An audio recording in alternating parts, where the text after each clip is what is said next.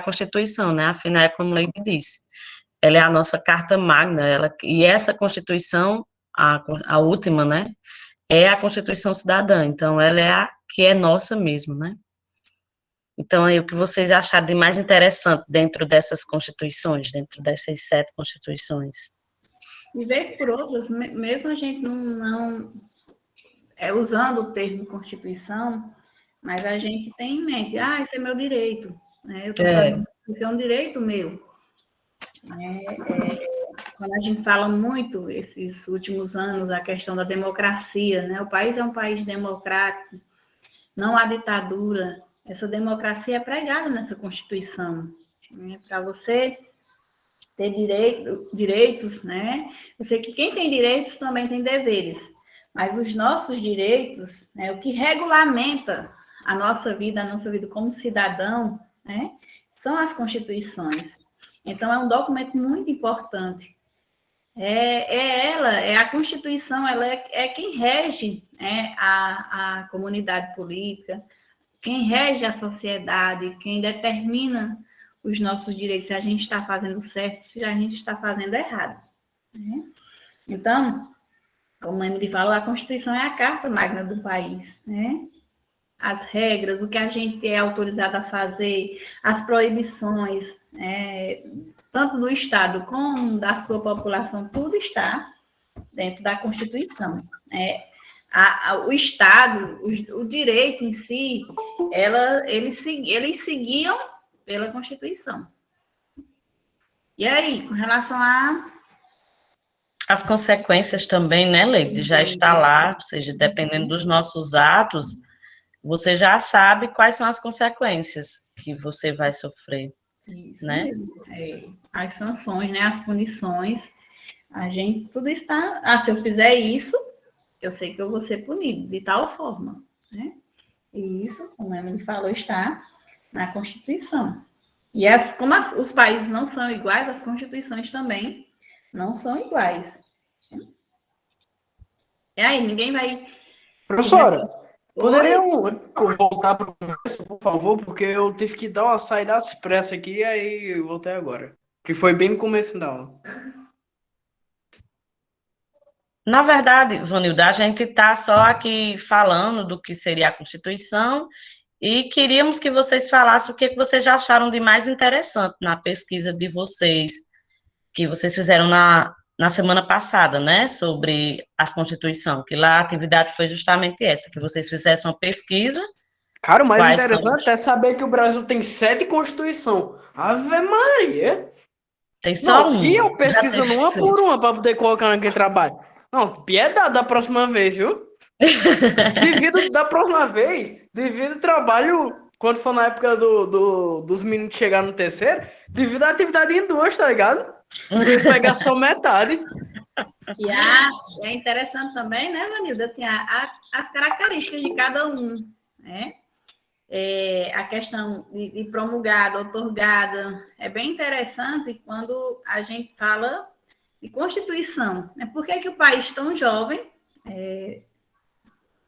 em suma, assim, de 1822, né, da data da independência, até hoje, por que um país tão jovem teve 7 constituições? Por que os Estados Unidos, né, bem mais velhinho, né, do que a gente, ainda está na sua primeira Constituição? E aí a gente pode até refletir, né, a forma como o país foi colonizado, né, a forma como é imposta, como os políticos em si, eles determinam, eles criam leis e determinam e impõem, né, à sociedade.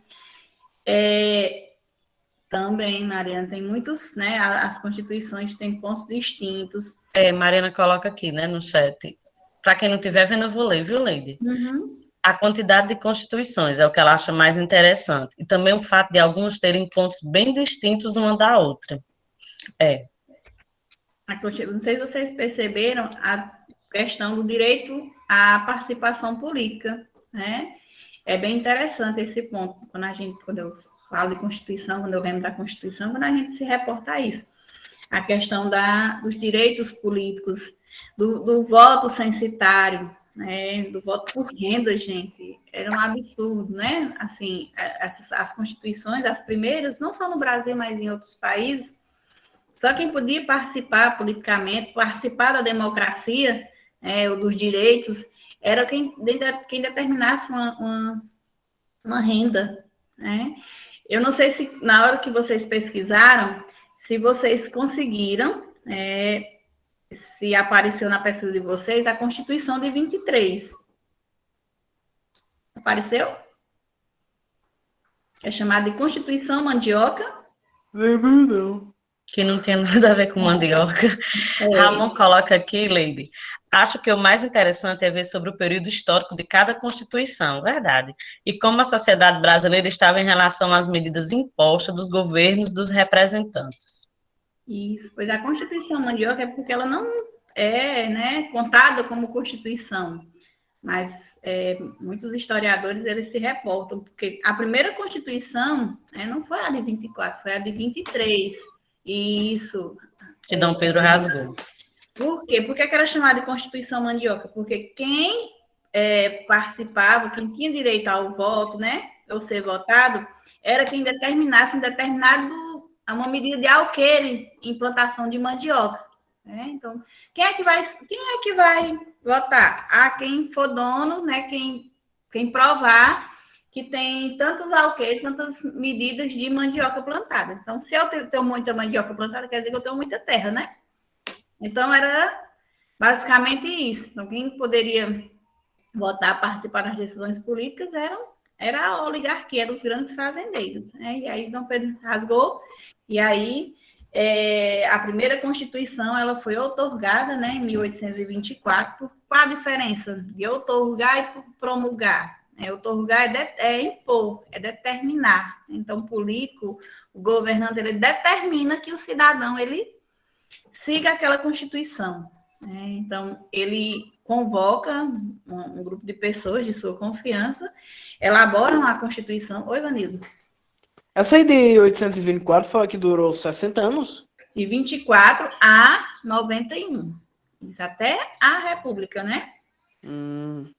Isso mesmo. Aí, a Constituição outorgada, né, a diferença básica é essa. Outorgar, né, impor que a população, que os cidadãos, eles utilizem, né, aquela Constituição sem ser votado. Então, é imposta. Ramon coloca, Leide, que e também limitava os poderes de Dom Pedro I e dava maiores poderes aos liberais. Isso. E aí a Constituição promulgada já é totalmente diferente. É convocada uma constituinte, né? E a constituinte, ela elabora, ela determina o presidente da constituinte, né? Ela elabora e leva a Constituição, os pontos, né, à Assembleia, ao plenário. E aí, se for votado, ela é determinada ao país. Então, a diferença é essa, entre outorgar e promulgar. Né? Outorgar é impor, promulgar já é uma escolha, é a participação, né, em suma, dos representantes do povo, a participação do povo. Por que a participação do povo? Porque quem elabora a Constituinte, né, são os deputados. E os deputados foram escolhidos pelo povo. Então, a diferença básica é essa, entre promulgar e outorgar. Lembrando, né, Leide, que dentro dessas constituições promulgadas, mesmo que os deputados fossem eleitos pelo povo, mas não era todo o povo, né? Para vir a existir o voto principal, por exemplo, da mulher, do analfabeto, demorou muitos e muitos anos, né? Existiam outras constituições aí que foram promulgadas, porém, elas mesmo assim não tinham a participação de toda a população, né? Porque demorou para que todos tivessem direito ao voto. Isso mesmo. Eu vou compartilhar aqui o nosso material que a gente fez, basicamente com relação, né, a essas características das constituições, para a gente poder ir comentando, né? Segundo alguns historiadores, né, a Constituição... Por aqui, onde é que tá? Na minha terra caiu, agora eu perdi, foi tudo. Quer que eu passe? Não, eu estou conseguindo achar. Tá um sofrimento hoje. Achei. E o pior é que as duas na vila, né? Aí quando uma fica ruim, a outra também. Eu não sei o que é isso, não. Parece que é de propósito. Pronto. Comprei. Vou ver se eu consigo compartilhar aqui.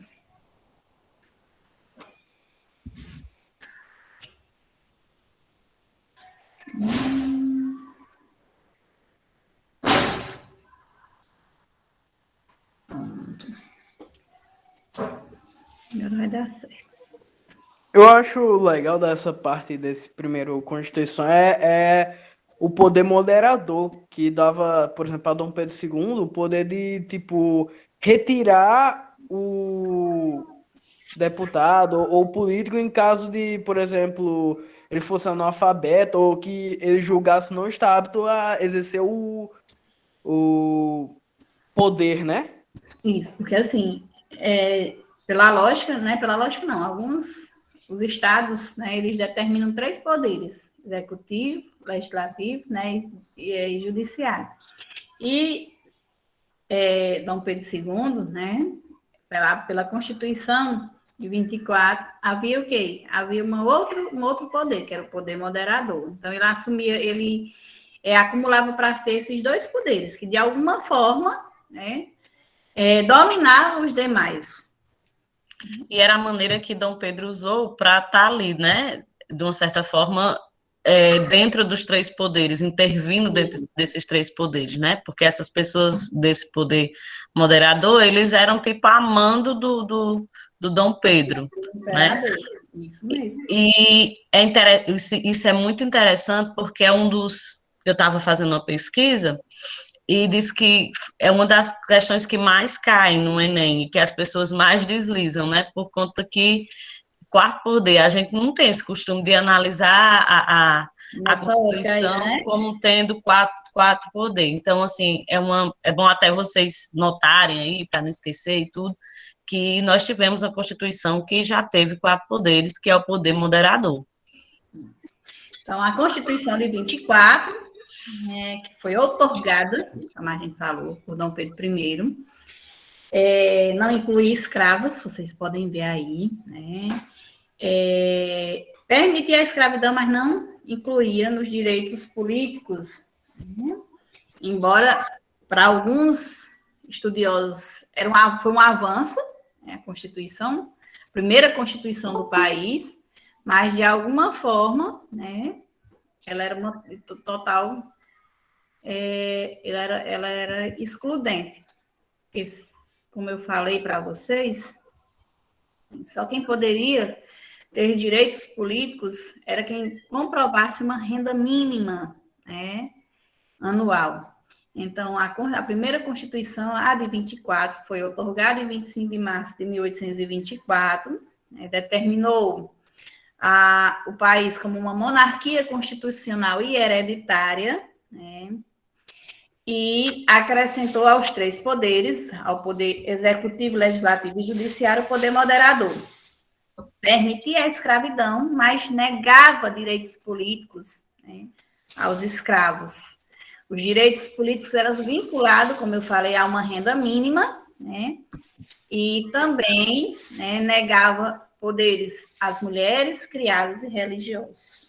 A primeira Constituição, a Constituição de 24. E aí está como foi organizada a Constituição de 24. Vocês podem ver que o poder moderador está lá em cima, no topo, reinava absoluto sobre os demais poderes. E aí a gente pode até organizar, né? Poder moderador, imperador. O imperador comandava os 2 poderes, moderador e executivo. Poder legislativo, Assembleia Geral, né? Câmara dos Deputados e Senado. Poder Judiciário, Supremo Tribunal de Justiça, né? E aí vocês podem ver que tudo estava ligado ao poder moderador, gente. Tudo, ó. Poder legislativo, executivo e judiciário, presidente de província, conselhos provinciais, conselho de estado. Então, o imperador que acumulava para si esses dois poderes estava lá no topo, né? Reinava absoluto sobre os demais poderes e sobre o país em si. Ramon coloca aqui, Leide, o poder moderador é a chave mestra da opressão da nação brasileira. Frei Caneca. Por isso que Frei Caneca, né, foi um como se diz assim, um dos mestres, né, que lutou contra essa opressão. Né? E aí tem uma charge, a Constituição é para todos, majestade, quase todos, eu estou acima dela. Vocês podem até... Para ele não, né? Ele estava acima da Constituição. A Constituição de 91, a primeira Constituição republicana do Brasil, foi promulgada. A República foi determinada em 15 de novembro, né? Foi proclamada em 15 de novembro de 1889, e em 91, o governo passou a ser provisório, tendo Deodoro da Fonseca como chefe da nação. Né? Em 1891, foi promulgada a primeira Constituição da República, né? E aí a gente pode ver, foi um marco? Sim, né? Porque pelo menos estava representando a Constituição um pensamento liberal, né? O liberalismo, na intervenção do Estado na economia, que o Estado ia meio que ser deixado de lado.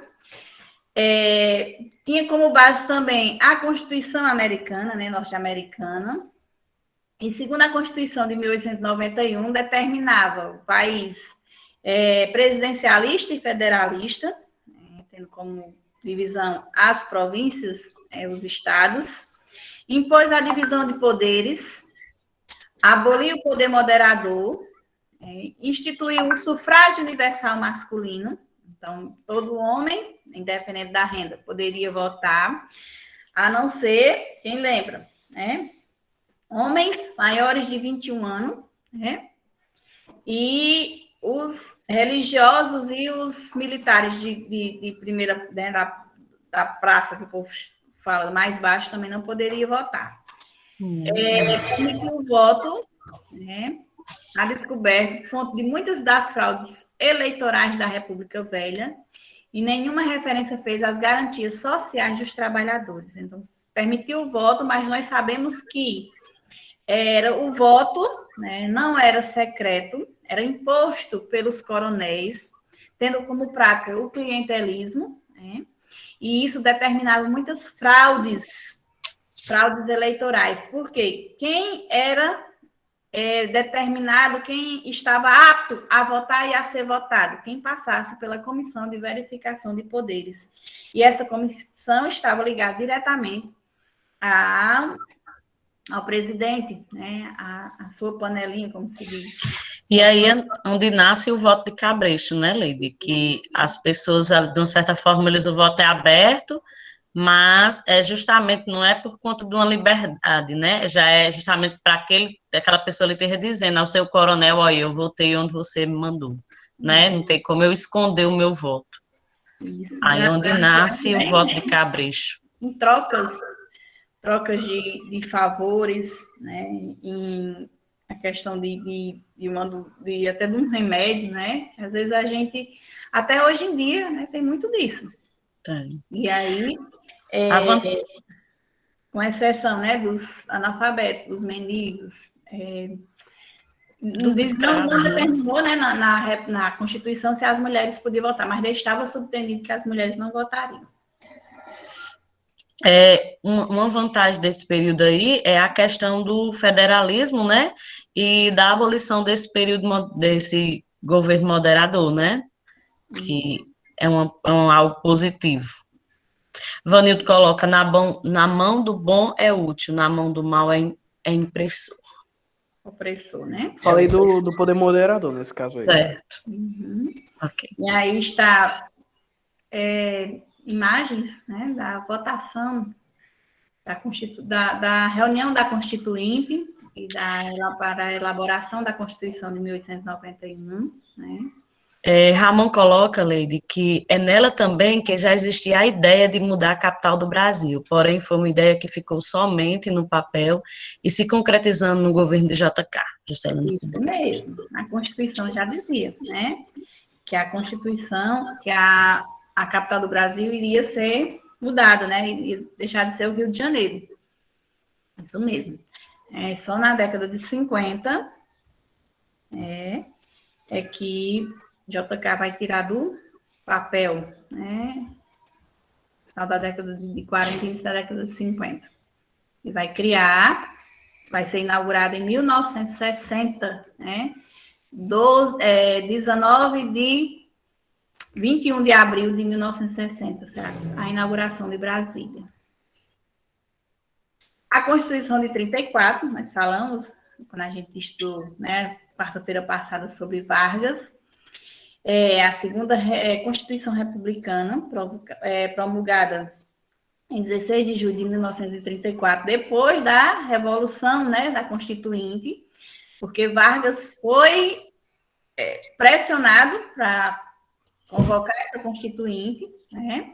Ele impôs um interventor pernambucano para São Paulo, então os paulistas não aceitaram, né, a questão dos civis, dos grupos que tinham apoiado o movimento de 1930, impuseram, né, pressionaram Vargas, houve a revolta da Constituinte de 32, da Revolução Constitucional de 32, e em 34, Vargas assinou e promulgou a Constituição, a segunda Constituição Republicana. Essa Constituição, a gente viu, né, institui o voto feminino, o voto secreto. Muitos pontos com relação aos direitos trabalhistas estão nessa Constituição. Nós vimos alguns pontos, a Justiça Eleitoral, né, o Ministério do Trabalho, todos esses órgãos foram criados na Constituição de 34. E foi inspirado nas Constituições alemã e espanhola. Alguém quer comentar? E aí, Vargas... Constituição de 34. Ele instituiu também o ensino primário obrigatório, né? De frequência também obrigatória. A Constituição de 37, o que determina o Estado Novo, é a terceira Constituição republicana. A segunda foi promulgada, a terceira foi outorgada. Alguém sabe me dizer por quê? Se foi Vargas, os dois? Por causa da pressão da população. Aí ele teve que mudar. Tá certo? Alguém concorda com o Vanildo ou discorda?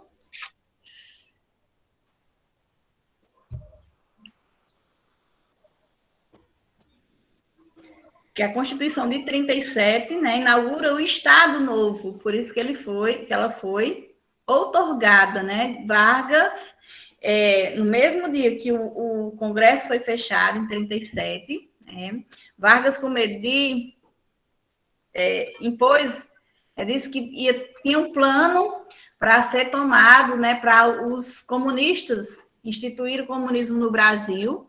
Então, ele usando esse plano, foi nos meios de comunicação, disse que os comunistas iriam tomar o Brasil. Então, fechou o Congresso e impôs uma Constituição e determinou uma ditadura chamada Ditadura do Estado Novo. Então, Vargas vai ficar de 37 até 45, de forma ditatorial, suspendendo liberdades civis, liberdades políticas. Então, ele vai outorgar a terceira Constituição, vai ampliar o poder e o mandato do presidente da República, que na lógica seria ele. Ramon coloca aqui, Leide, ele usou o pretexto do plano de Cohen e ele cancela as eleições de 1938. Isso mesmo, porque na de 38, segundo a Constituição, em 38, ele teria que, como não havia reeleição, iria existir a Constituição. E ele, com medo de perder o poder, né? Então, falou que tinha um plano comunista, que os comunistas iriam, todo mundo morrendo de medo do comunismo, né? Se espalhar. As ditaduras, né? Os regimes totalitários, fascismo e nazismo, né? A todo vapor na Europa, né? E perseguindo o comunismo, né? E aí ele usou esse falso plano, elaborado, né, por um próprio mentor, né, da AIB.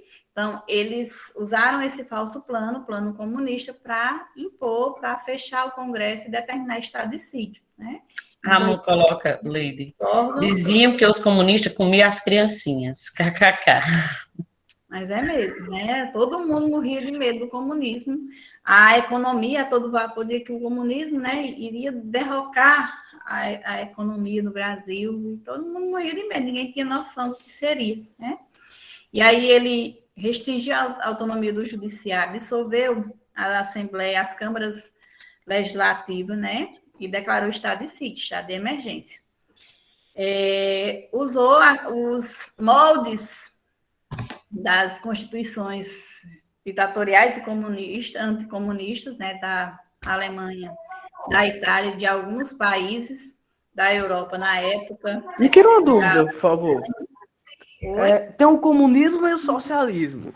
Qual dos dois é o que existe e qual é o que é o utópico, o que é só no papel? Socialismo utópico, né? E o que, assim, há ideias, muitas pessoas, até a questão de políticos, né, modernos, contemporâneos, eles têm ideias comunistas, mas o que se prega em Cuba, né, na China, na União Soviética, na Rússia, é o socialismo. Um socialismo meio que, hoje em dia, né, na contemporaneidade, de forma meio diferente do que foi imposto, né, e que muitos países democráticos, né, a democracia temia. Mas hoje em dia já há outros moldes, mas o que existe são países ainda socialistas, né? E muitos políticos têm ideias, né, determinam, eles regem ou governam de forma com ideias comunistas, né? Mas o que existe mesmo é o socialismo. E o que é utópico é o socialismo também. Socialismo utópico, né? Que era o sonho de Marx e Engels, né? De impor o socialismo na Europa de forma que muitos depois até passa a rir, né, dessas ideias que ele tinha, porque era muito sonho, né?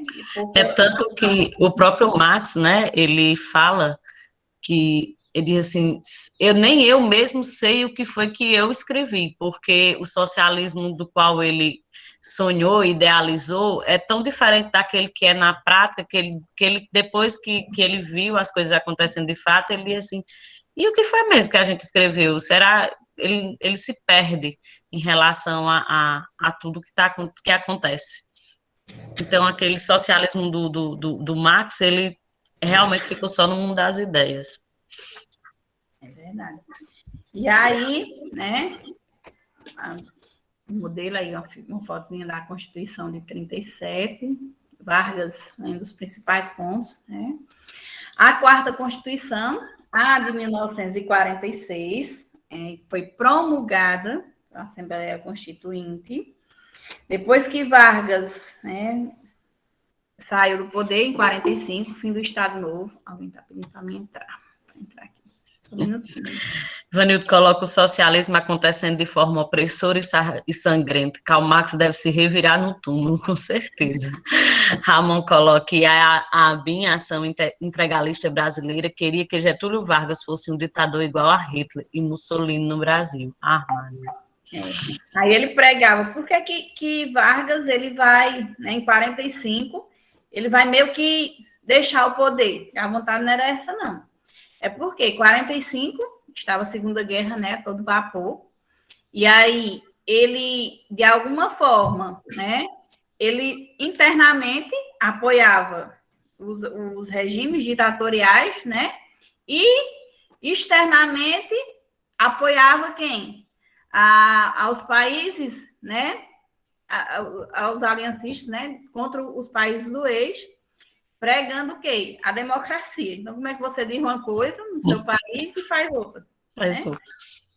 E aí ele foi pressionado em 45 e deixou o poder. Em 46, a Constituição de 46 foi promulgada, é o que nós chamamos de redemocratização, né? A redemocratização imposta pelo uma nova forma de governo do país, inaugurada com o governo Dutra. Então, 46 ainda está, a gente pode ir lá para o cenário mundial, a todo vapor ainda a Segunda Guerra Mundial, né? No final, né, dessa época, o país, né, enviava médicos, enviava suprimentos, remédios, né? Enviava muita coisa. Enviou a Força Expedicionária Brasileira, né, para apoiar os países, os aliancistas, né? Então, o cenário nacional estava... esse era o cenário, era o contexto, né, mundial. E aí, a Constituição de 46... Deixa eu colocar para... Pronto. Foi promulgado em 18 de setembro de 46, baseou-se na de 34, também de caráter liberal, já foi muito à frente do seu tempo, né, porque evidenciou algumas tendências políticas, né, que tinham sido representadas na Constituinte, né. Admitiu o exercício pela União do monopólio de indústrias e outras atividades, conservou o regime federativo e o presidencialista, garantiu o direito de propriedade e ampliou as conquistas trabalhistas do Estado Novo. E foi revogada a Constituição de 67 pela ditadura militar. Então, a Constituição de 46 tem alguns moldes da Constituição de 34, aí está a fotozinha, né?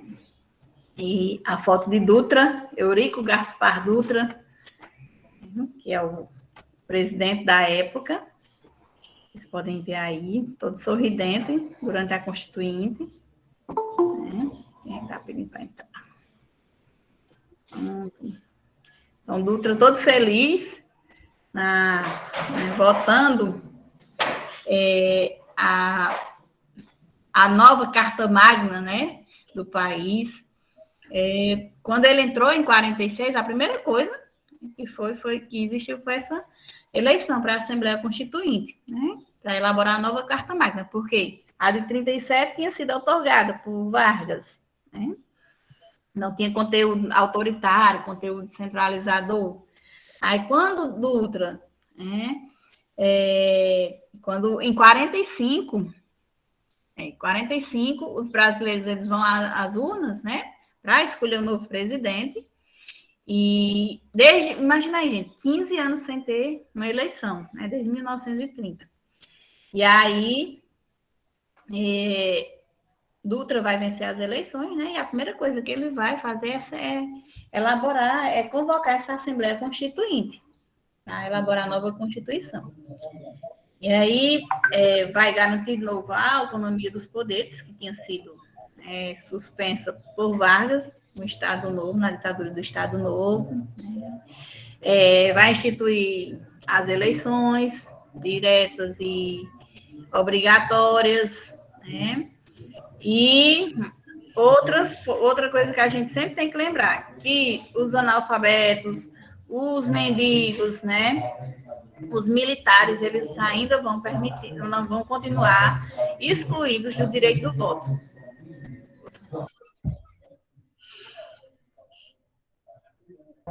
Deixa eu passar os pontos aqui.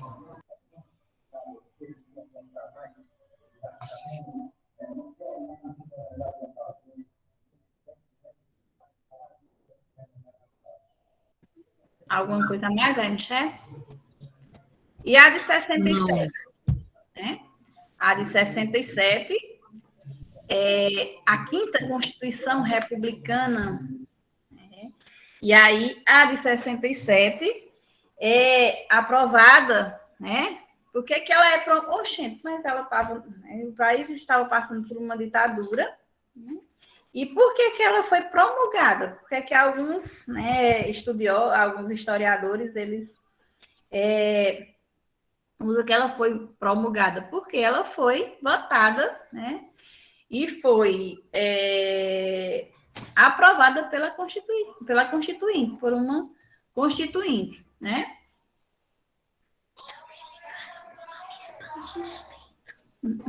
E aí ela foi, né, aprovada pela Constituinte. Então, para muitos, ela foi promulgada em 24 de janeiro de 1967. Aí, imagina aí, né, é um período bastante difícil, né, para os brasileiros. É o período da ditadura militar. Nós podemos ver, né, que o Brasil passou por...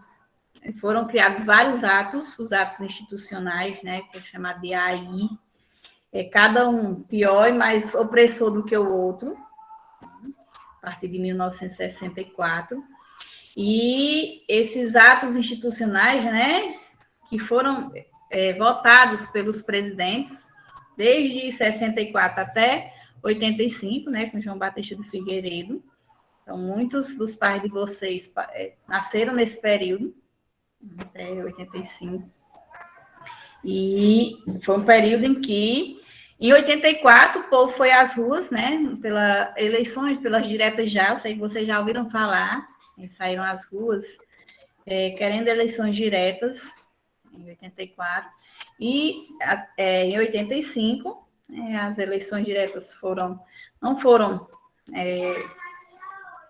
determinadas no papel, né, mas, por forma indireta, né, se findou a ditadura militar, né? Então, João Batista de Figueiredo, que é chamado, né? Ficou até março de 1985. A gente tá, imagina aí, de 64 até 85. Né? Os anos de chumbo, como muitos chamam, de 60 até 70, basicamente é chamado de anos de chumbo. Né? O ato institucional 5, aí sim, que é o pior, é o mais opressor. Né? Fechou o Congresso, né? Perseguiu pessoas que... Muitos artistas, eles faziam música meio que subentendida, né? Muitos foram exilados. Então, gente, foi o período pior da história do Brasil. E eu fico doente... Me dói quando tem gente que fala que quer voltar à ditadura de Nossa Senhora, né? Que se feche congresso, que determine a opressão da polícia. Eu fico doente, Jesus Cristo. Eu não sei se vocês estão sabendo, mas esses dias uma pessoa estava comentando aqui em casa, dizendo que para o próximo mês os caminhoneiros, vocês souberem aí de mais alguma coisa, né, estão se organizando para ficar em frente ao Ministério e exigir que acabe com o Ministério. Então, a gente está correndo grande risco, né, dizendo que vão parar, e a gente sabe que vai começar tudo de novo, né, os caminhoneiros é quem são responsáveis pela alimentação da gente. Imagina a alta dos preços dos alimentos, né, de tudo. De tudo. E acontece, por exemplo, cidade pequena como a nossa vai ser complicado. Então, aí, Marina colocando, é verdade, é porque não tinha uma professora de história como Leide, não devem ter estudado direito. Não estudar, não. Não tem condição, não, minha gente, pelo amor de Deus. Aí, estão se organizando isso para o próximo mês. Então, e a gente vê nas passeatas e tudo que eles estão fazendo hoje, colocando, né, as plaquinhas, pedindo a volta do AI-5, queda dos ministérios. Então, a queda Isadora coloca, os caminhoneiros são os bichão mesmo. E o pior, né, é que, assim, muita a gente no Nordeste, Nordeste, depende, né, do que é produzido na região, no Sul e no Sudeste do país, depende dessas, né, de trazer tudo, basicamente, tudo que a gente utiliza, né, e como se alimenta, é desses, né, é trazido pela questão dos caminhoneiros dos transportes, né. Aí aqui a crise, como a Mariana está dizendo, já está grande, né, os preços lá em cima. Ontem eu estava dando risada porque minha tia disse que comprou 1 quilo de açúcar. Aí não sei o que foi que ela disse que foi testar a balança e o quilo de açúcar só pesava 900 gramas. Eu digo, pois está pior, viu? O negócio está feio. Ainda bota 1.000 gramas. Pô, mas o governo também, o governo tá muito. Ave Maria. Muito, não sei nem o que. Ave O Brasil Maria. quer pegar o cara, tá ligado? E tacar-lhe imposto no rabo, mano. Pô, não tem paciência não, velho. Quer ferrar todo mundo de todas as maneiras possíveis. Não tem condição, mano. Quando Mariana fala aí a questão dos professores de história, né? Mas é justamente por isso, ó, porque a geração, né, dos pais de vocês, né, a geração dos nossos pais, eles foram uma geração que cresceram nesse período de ditadura, na qual eles não podiam falar sobre muitas coisas, né? Tinha que tudo ser escusa. E, de uma certa forma, não sabiam, a gente não podia antes falar das constituições, como a gente está falando hoje, das questões negativas da Constituição, a gente não podia falar mal contra o governo. Então, de uma certa forma, isso repercute até hoje, né? Porque vai ver que realmente essas pessoas que estão ali pedindo, eles não conheceram, eles não estudaram sobre aquilo porque realmente eram proibidos de estudar, né? Então, essa geração é uma geração que vem, por exemplo, dessa fase de Leide minha, né, que somos contemporâneos da mesma idade, e de vocês. Mas já, por exemplo, o meu pai, os nossos pais, no caso eu e Leide, eles viveram uma educação no período de ditadura, né, da ditadura militar. E lá, meu pai até conta, meu pai morava em Petrolina, era uma cidade grande, né, que estava crescendo e tudo na adolescência, mas ele conta que era tudo limitado, eles não podiam fazer turminhas, né, em esquinas, porque achavam que já estavam, né, de certa forma ali contra o governo, as festas, ele fala que era tudo muito limitado, então tinha muitas coisas que naquele período eles não sabiam. Imagine meu pai, ele tem um acesso e sofreu, de uma certa forma, algum tipo de consequência da ditadura por ele morar em cidade grande, né? Petrolina estava crescendo, não era nem grande ainda como hoje.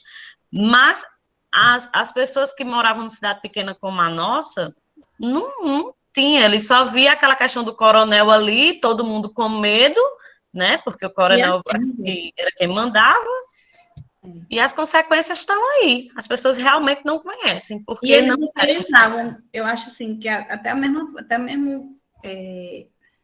não seria o mesmo plano que até o governo atual faz. Naquela época, eu acho que foi barrado o plano dele por conta da pandemia, mas na época da ditadura foi o período em que a economia do Brasil mais cresceu. Foi. Né? Então, se chamava até um milagre econômico. O PIB no Brasil crescia mais ou menos 10% ao ano. Aí, imagina aí. Então, era um crescimento estrondoso. Meu pai conta, Leide, né? Que o salário dele, ele disse que na época, meu pai trabalhava em fábricas, né? Ele só tinha ensino médio. Ele ganhava 10 salários mínimos. Ou seja, né, para ser só um empregado normal. Isso. Aí quem combatia a ditadura dizia, oxente, como é que começava a falar que também aumentou do jeito que o crescimento, que a economia cresceu, o número de pessoas ricas no país também cresceu, né? E naquela época, o ministro da Economia, quem era Delfim Neto, não sei se você já ouviu falar. E ele dizia o quê? Era até uma frase uma frase que é bem divulgada, que ele dizia assim, é preciso fazer o bolo crescer para depois dividir. Nunca foi dividido. Dividir só as contas da receita. E estava todo que os ricos, né, estavam cada vez mais ficando ricos, e o maior número de pessoas enriquecendo. Por quê? Porque era necessário ter essas pessoas, né, ricas, o bolo crescer, a economia crescer para poder dividir, né, para o povo ficar caladinho. Então, eles usavam isso. Hoje em dia não tem como usar, não, porque assim, o Brasil passa por essa crise econômica, né, a olhos vistos, por conta também da pandemia e tudo. Mas eu acho que se não tivesse acontecido essa pandemia, o governo que aí está até utilizava isso também, né? Esse investimento na siderurgia que ele faz, que a ditadura militar, né? A questão das estatais, da usina siderúrgica, era muito investimento nisso aí para que a economia crescesse. Então, o milagre econômico, né? A O concentração desenvolvimento, né, das estradas de ferros, a gente observa até assim, as pessoas até hoje, eu vejo meu pai de vez em quando, que ele cresceu numa ditadura, embora ele seja contra, mas às vezes ele diz assim, que se essa vacina tivesse nas mãos dos militares, já tinha vacinado em massa, porque os militares resolvia, né, ainda tem muito isso. As obras, ele diz assim, esses prédios hoje, né, que é feito, né, alguma reforma que é feita no Estado, só viu aquele elefante branco, disse, mas na época que os militares, quem era responsável pela construção nesse país, as obras eram bem feitas, porque tinha também esse lado positivo, né, que eles viam, né, que a economia cresceu, eram muitas construções, muita coisa, o Brasil teve um desenvolvimento muito grande, e consequentemente, mais emprego, né. Cara, mas o PIB brasileiro só vem aumentando desde, tipo, de 1930, 1930 pra cá, vem subindo muito, tipo, 10% ao ano, 15% às vezes. Só que depois chegou assim, tipo, depois dos anos 2000, mano, pô, foi diminuindo muito e agora a gente não tem, tipo, 4% de crescimento ao ano, mano. É muito pouco, o que já foi um dia.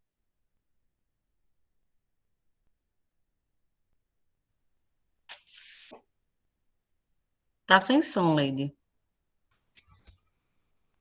O saquinho ficar mudo.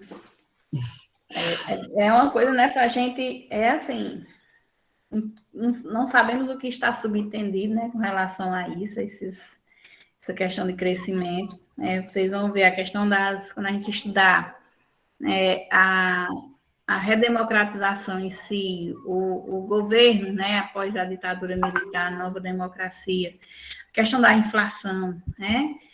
E aí isso reflete muito no que a gente passa hoje em dia, né, também. Essa Constituição, a Constituição de 67, vocês podem ver aí a opressão da polícia militar, né? Barrava muitas as pessoas, era opressora, as pessoas não poderiam falar, não poderiam se manifestar contra nada que o governo militar fizesse. E alguém mais quer falar sobre a Constituição, sobre esse período militar? As produções culturais, gente, foram barradas, né? Então, eles começavam a denunciar o autoritarismo, pregar a democracia. Muitos foram exilados, né? Muitos artistas que vocês conhecem hoje foram exilados. Por quê? Porque se manifestava contra a ditadura nas suas obras, nas suas pinturas, nas suas músicas, né? No cinema, nos rádios. Então, era como se tudo que fosse fazer tinha que passar pela aprovação, né, da ditadura militar. E aí, a Constituição de 1988, né, coroa-se o fim desse período que vai de 64 até 1985, chamado de período militar, de ditadura militar, né? A sexta, né, Constituição Republicana, e a sétima, porque teve a primeira, que foi a Constituição, né, do Império. E aí é a Constituição Cidadã, como a Emily bem lembrou a gente, né? Por quê? Porque os direitos, muitos direitos da gente, né? Nossos direitos atuais, da atualidade, foram assegurados nessa Constituição, a Constituição Cidadã. Então, o processo de elaboração da Constituição vai ser marcado por mobilizações, gente, por movimento do povo às ruas, como eu falei, a campanha das diretas já, né? O país vem por uma experiência de 20 anos de ditadura, né, de opressão, de castração dos seus direitos políticos, né, das pessoas poderem falar, se manifestar, e aí da falta de liberdade. Essa Constituição, o povo vai às ruas, né, pedindo diretas já, as eleições diretas, e esse movimento, né, é um dos maiores movimentos, tem muitas questões de Enem, de vestibulares, que reportam o movimento diretas já, que é um movimento, né, de maior participação popular, e aí eles falam, depois do movimento dos caras pintados, né, no governo de Collor, mas essa das diretas já de 1984 é um dos maiores movimentos de participação popular em massa do povo às ruas pedindo eleições diretas, né? E aí a gente vai, né, deixar para a próxima aula, que já são 9 horas, temos aula, e para a gente falar sobre a Constituição Cidadã, a Constituição de 1988, da volta à democracia. Alguém mais quer? Sem falar que essa Constituição, né, Leida, ela coloca também em prática a questão do meio ambiente, né, que até então a gente não via falar, que coloca como sendo agora uma obrigação de todos, né, e também do Estado, a questão da educação, a questão da saúde, então todos nós temos direito a tudo isso, e eu acho muito interessante nessa Constituição a questão do meio ambiente, né, que é vista agora de uma certa importância, e a gente é responsabilizado, né, por ele. Eu acho bem interessante que esse nome de Constituição Cidadã foi dado por Ulisses Guimarães, né? E aí disseram assim, por que o nome é Constituição Cidadã? Porque aí ele disse assim, porque ele vai recuperar como cidadão milhares de brasileiros, né? Que não tinham esse direito de ser cidadão durante esse período, até durante a história do país em si, né? É verdade. O nome vem de Ulisses Guimarães, e ele dizia que era Constituição Cidadã por conta disso, porque ia dar direito a milhares de brasileiros serem tidos, serem conhecidos, serem reconhecidos como cidadãos. Vou parar aqui a gravação.